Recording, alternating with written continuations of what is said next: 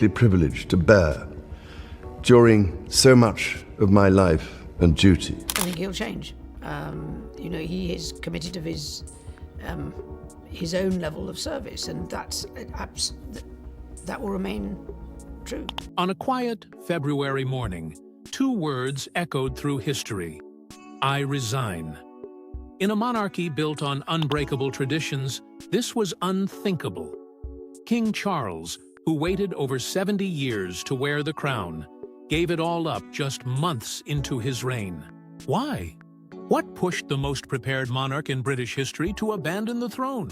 The fallout was instant. Panic inside Buckingham Palace, a stunned public, and a world questioning everything we thought was unshakable.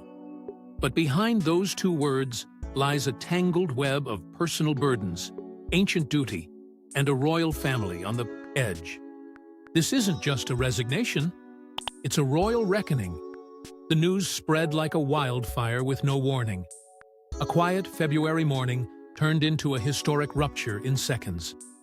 Cameras scrambled, anchors fumbled, and across Britain, the headlines screamed the unthinkable. King Charles has abdicated. Just two words, calmly spoken. Yet they cracked the foundation of a 1,000-year monarchy. I resign. Not shouted, not sobbed, just spoken with a stillness that sent shockwaves through the palace walls and across continents. The monarch, who had waited a lifetime to wear the crown, had now placed it back on the velvet cushion. Not in death, but by choice. And suddenly, nothing felt certain anymore. Inside the royal press office, silence reigned. No official statements, no clarifications, just a growing sense of dread as phones rang non-stop and palace staff exchanged tense glances. What had happened behind those gilded doors? Why now? There were no leaks, no pre-warnings, no carefully crafted media releases. The news struck like a bolt of lightning out of a clear sky, more shocking than any scandal, more final than any royal divorce. No one, not even the most seasoned royal correspondents, saw this coming. In a monarchy that thrives on order and predictability, this was pure chaos. The echoes of another abdication haunted the headlines, Edward VIII in 1936. But his was for love. Charles's was different. No scandal, no affair, just a decision that seemed to come from the depths of exhaustion, or something far deeper. As comparisons flooded in, so did speculation. Was Charles ill? Was there a power struggle? Or had the burden of the crown, which he had carried for mere months, finally broken him? On the streets, disbelief hardened into heartbreak. Londoners stopped mid-stride, staring at their phones, unsure of what to feel. Some cried quietly. Others shook their heads in confusion. There were no answers, only questions, multiplying by the minute. Television screens showed the same loop over and over again. Charles in front of the cameras, his face weary, his voice steady. I resign. 3 syllables that shattered centuries of royal protocol. And yet, something was haunting in his delivery. No drama, no apologies. Just a closing chapter in a story, written by duty and shaped by silence. It wasn't a scandal. It wasn't a rebellion. It was something much more unsettling. Something that would change the monarchy forever. A rupture, not just in tradition, but in the very belief that the crown was eternal. Something deeper had broken. But to understand why a king would walk away, we must first return to the beginning, when Charles never had a choice. From the moment he opened his eyes to the world, Charles was never truly a child. He was a symbol, a future, a vessel into which centuries of expectation were silently poured. While other boys played in parks, scraped their knees, and laughed without consequence, Charles was learning the art of composure, taught not how to live, but how to rule. His crib wasn't just a resting place, it was a throne in waiting. And in that waiting, he lost something vital: freedom. There was no rebellion, no escape, no discovery. Every step, every word, every glance was rehearsed, analyzed, and compared. From day one, he belonged not to himself, but to the crown. Growing up under the watchful eye of Queen Elizabeth II wasn't a privilege. It was a shadow. One so large, so powerful, it swallowed him whole.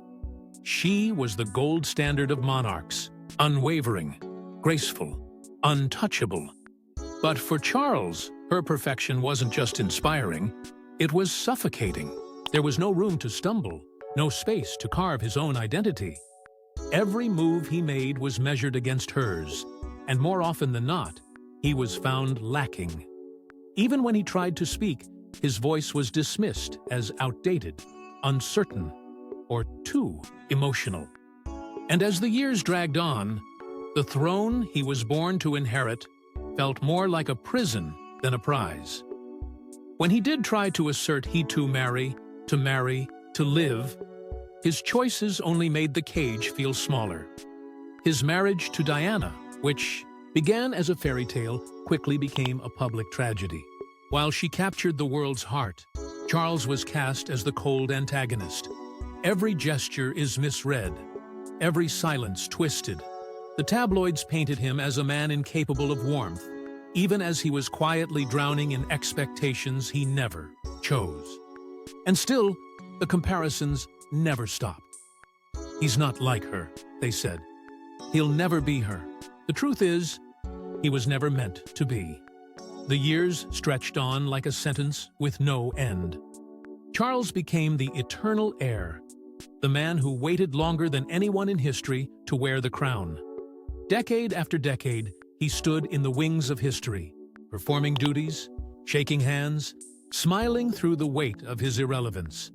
And every birthday, every public appearance, every speech was a reminder that he was still not king. Not yet. Maybe never. He tried to create space for himself through causes, passions, and principles, environmental advocacy, architectural preservation. But even these were often dismissed.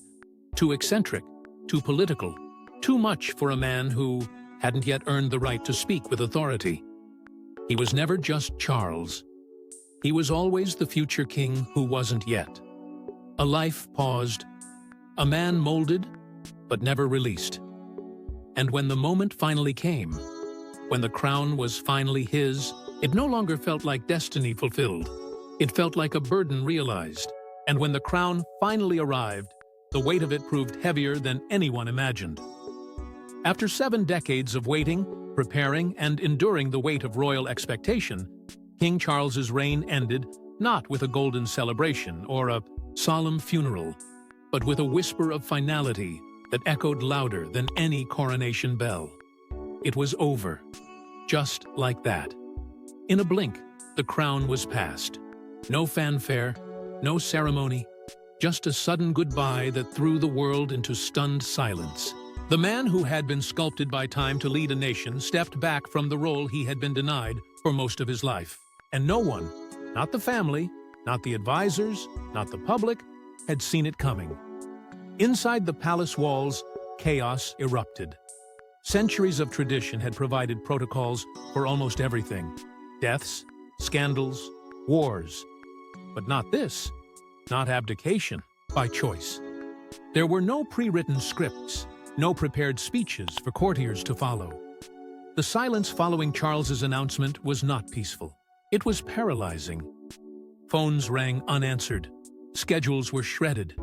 Events planned months in advance were scrapped in minutes. No one knew who was in charge, and for the first time in living memory, the monarchy looked leaderless. History offered no comfort. The last king to step down, Edward VIII, had done so for love and had been swiftly exiled from the royal narrative. But Charles's abdication was different. It wasn't about romance or rebellion. It was about something deeper, something more internal, a breaking point that had been hidden under layers of duty, dignity, and silence. And while the world rushed to speculate, one truth became unavoidable. This was unprecedented. And then, all eyes turned to Prince William. Caught in the whirlwind, he became heir to the throne in an instant. There was no graceful transition, no moment to breathe. He was thrust into a role that had always loomed on the horizon, but never felt this real. Cameras captured his arrival at the palace. The tension in his jaw, the weight in his eyes. He didn't look triumphant. He looked blindsided. This was no victory. This was an inheritance laced with grief. Charles, standing before the cameras, looked calm, almost too calm. His eyes held a strange clarity, as if the decision had been made long before the announcement. In contrast, William's expression was heavy with disbelief. The passing of power was not ceremonial. It was emotional, raw, and painfully human. And the public felt it. Some stood behind Charles, praising his honesty, his courage to choose self over image. Others felt betrayed, claiming he abandoned the one duty he had trained his entire life to fulfill. The monarchy, once a pillar of consistency, now stood divided, fractured not by enemies, but by the man at its center. What could make a man walk away from the only destiny he'd ever known? What secret pain had been hidden behind the royal facade? What truth was powerful enough to make a king give up his crown? Inside the palace, the next chapter was already being written. Ready or not, he had trained for the crown. But not for this. Not like this. Prince William had always known his destiny, but he never imagined it would come crashing into his life with such force, such chaos. His father's resignation didn't just hand him a future. It shattered the careful rhythm of his present. In one breath, he was no longer preparing to be king. He was the king in waiting, immediately and irreversibly. The transition was merciless. No time to grieve, no time to question, just a swift and brutal handover of a legacy centuries old. And behind the palace gates, as the world tried to absorb what had happened, William stood alone, caught between the weight of history and the unraveling of his own family life. Catherine, ever the composed royal, couldn't hide the strain this time. The calm that once defined her public image cracked. Reporters noted her silence, her forced smiles, her brief answers. Behind the scenes, she was watching the life she had worked so hard to build unravel. Their carefully balanced roles as modern royals and devoted parents were now collapsing under the pressure of urgency. Their children, George, Charlotte, and Louis, were no longer just royal heirs in training. They were the future. Fast-forwarded. George, only 11, suddenly became more than a young prince. He became a symbol of stability in a monarchy desperately seeking direction. For William, the shift was not just political, it was emotional. The man once celebrated for his warmth, his relatability, and his human touch was changing. His once effortless connection with the public began to harden. The jokes faded. The casual smiles dimmed. His voice grew more measured, his posture more rigid. In just days, the country could see it. The crown had started shaping him, whether he wanted it to or not. And inside him, a storm brewed, a private conflict between duty and identity. The people saw their new king in waiting and hoped he would modernize the monarchy. But William wasn't just battling public expectation. He was battling the ghost of his father's resignation and the impossible shadow of his grandmother's reign. He knew that every move he made would now be dissected. Every word was analyzed. Every choice is compared. But while the world watched for signs of strength or weakness, William made a subtle yet powerful decision. He did not move into the grand, historic office reserved for kings. Instead, he chose a smaller room, one that overlooked the palace gardens, where he once walked hand in hand with his mother, Princess Diana. It was a quiet message, but one that the palace staff understood instantly. William wasn't chasing grandeur. He was reaching for something real, something different. Still, symbolism could only carry so far. The burden was growing. How do you carry the weight of a crumbling institution while trying to preserve your own family's soul? How do you evolve a monarchy rooted in ritual without letting it slip into irrelevance? These weren't theoretical questions anymore. They were now his to answer, day by day, hour by hour. But this was more than a personal challenge. Charles's decision had global consequences. The world didn't just watch, it trembled. King Charles's resignation wasn't a British affair. It was a global jolt, shaking the very foundations of centuries-old institutions. In New York, diplomats at the United Nations exchanged glances filled with unease. The monarch of one of the world's most recognizable powers had walked away, voluntarily. It wasn't just shocking, it was destabilizing.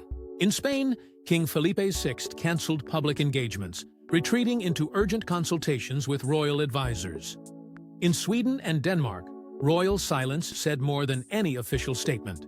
Because when one monarch falls, every throne feels the voice tremor.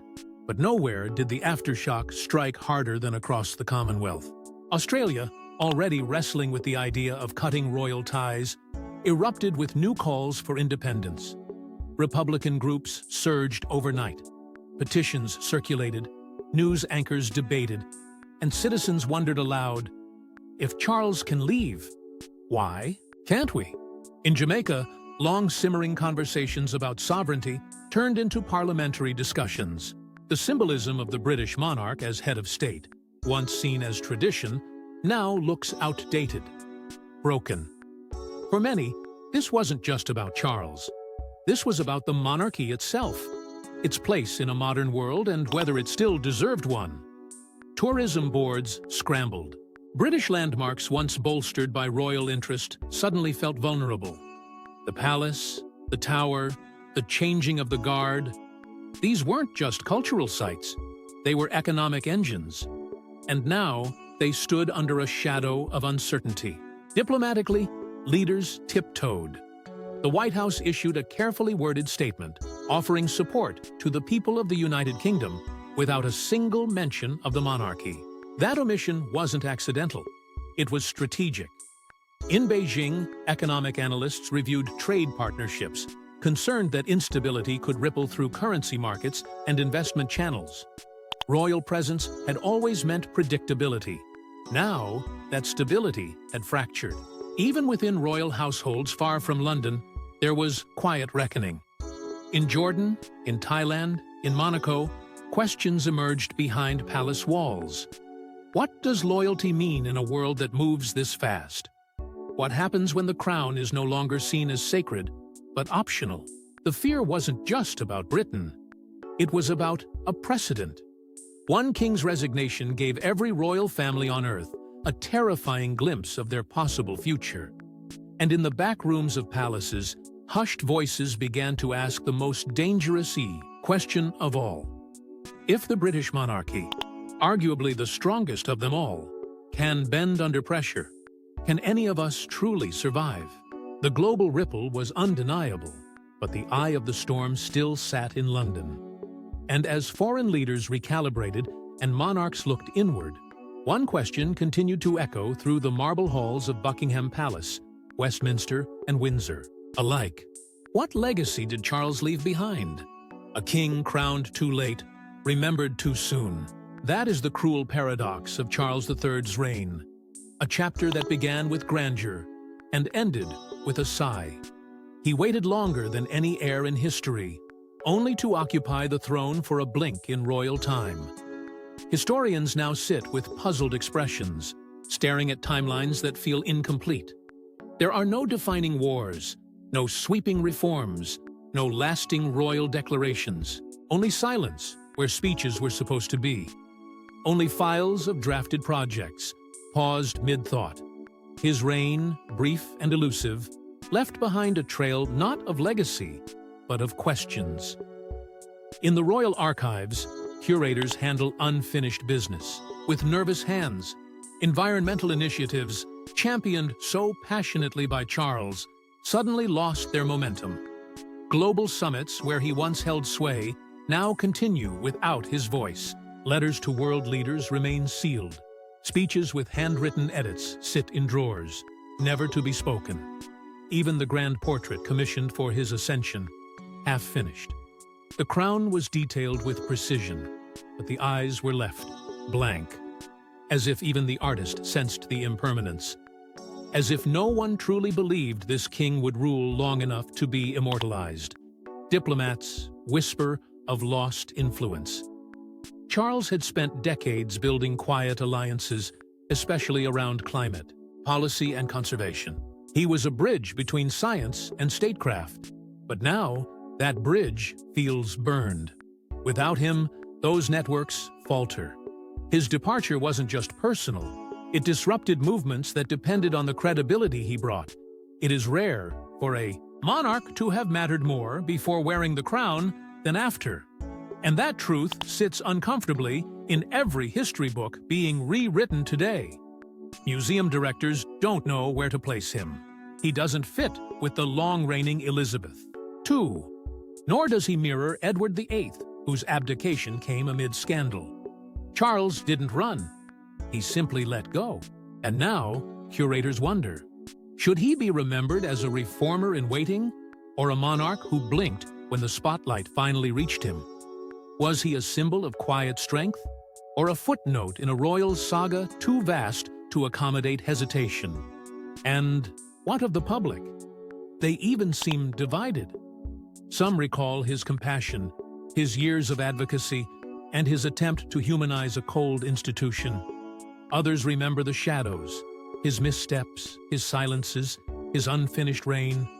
But no image captures the moment better than Charles walking alone through the gardens of Highgrove. No entourage, no crown, just a man freed of title, yet burdened by what might have been.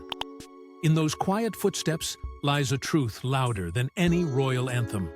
He was always meant to be king, but never meant to stay one. And now, all eyes turned to the new monarch. Would William repeat history or redefine it? The palace walls stood tall, but inside, the family cracked. What the world saw as a seamless institution was, in truth, unraveling behind closed doors. After Charles's resignation, Buckingham Palace felt less like a royal fortress and more like a fractured household. William and Catherine, once the image of composed modernity, withdrew into the East Wing. It wasn't retreat, it was refuge. Behind those heavy doors, away from cameras and aides, they faced the weight of a crown that had arrived too soon, a future they hadn't fully chosen, and a family that no longer felt whole. Catherine's calm exterior had always been her armor, but now even she seemed frayed.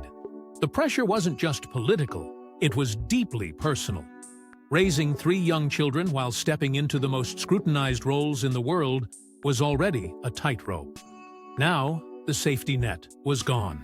Every move they made was dissected. Every silence became a headline.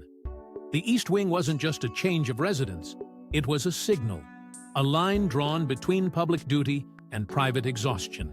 The upcoming coronation, once imagined as a mirror of Elizabeth's, now looked more like a stripped-down ceremony, part tradition, part reintroduction.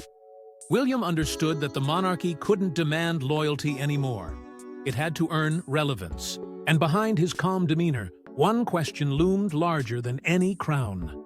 Would he survive this role as himself? Or, like his father, be slowly consumed by the institution he never asked to inherit? Maybe this wasn't the end. Maybe it was the beginning of something new. A monarchy not rooted in bloodline alone, but in adaptability. One that could break from its past without breaking apart. A legacy not measured in reign, but in reinvention. A crown passed, a nation transformed. But the question remains, was Charles's resignation a royal failure, or history's most honest act? Share your thoughts in the comments section. Don't forget to like and subscribe, and we will see you in the next one. And while William quietly took the crown's weight on his shoulders, another figure was fading from the royal frame, Queen Camilla.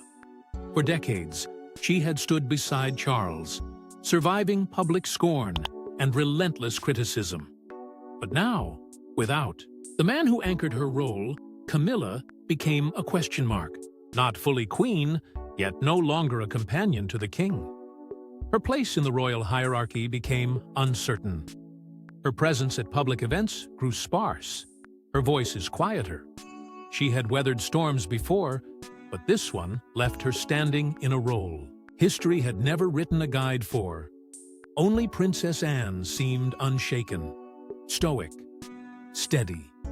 A soldier in spirit and service, she arrived at the palace not with tears or confusion, but resolve. She didn't speak much, but her presence spoke volumes. She knew what duty looked like without glamour, without applause. She had lived it her entire life. And now, she offered her silent support to William, not as a sister burdened by grief, but as a sentinel of tradition determined to hold the line. Across the Atlantic, the silence from Prince Harry was louder than any speech. There was no statement, no appearance, only speculation.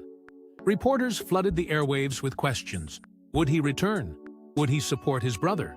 But Harry said nothing, and that silence, intentional or not, drove a deeper wedge into an already fragile family. Once inseparable brothers, now separated by duty, distance, and damage. And with Meghan equally absent from the royal conversation, the divide felt permanent. The media spun their stories in all directions. One outlet claimed internal betrayal. Another whispered of private illness. Yet no one had answers, just guesses. The monarchy, so carefully staged for public consumption, had become a puzzle with too many missing pieces. It didn't feel like a family anymore. It felt like a brand, held together not by love, but by necessity. The unity that once anchored, the crown was replaced by quiet corridors and guarded hearts. And as Britain watched in confusion, it asked one final question. Is the monarchy still worth saving? For 1,000 years, kings ruled until death. Until now. Charles's quiet departure shattered that sacred thread, snapping a tradition that had defined not just Britain, but monarchy itself. And in the vacuum left behind, a question that once whispered only in academic corners was suddenly shouted across the nation. Does the monarchy still matter? Streets once lined with flags were now filled with debate. Pubs, classrooms, and homes buzzed not with gossip, but with reckoning. Was the crown still a symbol of unity, or a relic struggling to stay relevant in a world that had moved on? The loudest voices came not from the old guard, but from the youth, a generation raised on digital independence, global voices, and crumbling institutions. For them, royalty was spectacle, not necessity. They weren't hostile, just detached. The pageantry felt foreign. The hierarchy is outdated. They didn't hate the monarchy. They simply didn't need it. TikTok threads, university panels, and social feeds erupted with questions about accountability, privilege, and purpose. And as younger Britons looked forward, many wondered aloud if it was finally time to leave the crown behind. Inside Parliament, discussions that had always been theoretical turned serious. Behind closed doors, a quiet urgency crept through the halls. Reform was no longer taboo. Advisors reviewed constitutional protocols once considered untouchable. If one king could step down, could the role itself be reimagined? Could the monarchy evolve? Or would it eventually dissolve? Legal scholars were consulted. Surveys were reviewed. The very fabric of the United Kingdom's identity, threaded tightly with royal lineage, began to loosen. And inside the palace, it wasn't denial, but adaptation. Senior advisors scrambled not to restore the old monarchy, but to reshape it. Out went the lavish opulence. In came subtle shifts, branding the royal family as relatable, modern, and modest. No more distant gods in gold crowns, just a family. Flawed, familiar, human. It was a strategy built on survival, not nostalgia. At the center of it all stood William, the reluctant heir turned sudden monarch-in-waiting. His leadership style couldn't be more different from those before him. He wasn't chasing grandeur. He was embracing simplicity. Where Charles had leaned into causes, William leaned into people. Quiet meetings replaced public fanfare. His words were softer, his appearances understated. He was trying to be a king for a world that didn't want kings, but might still accept a leader.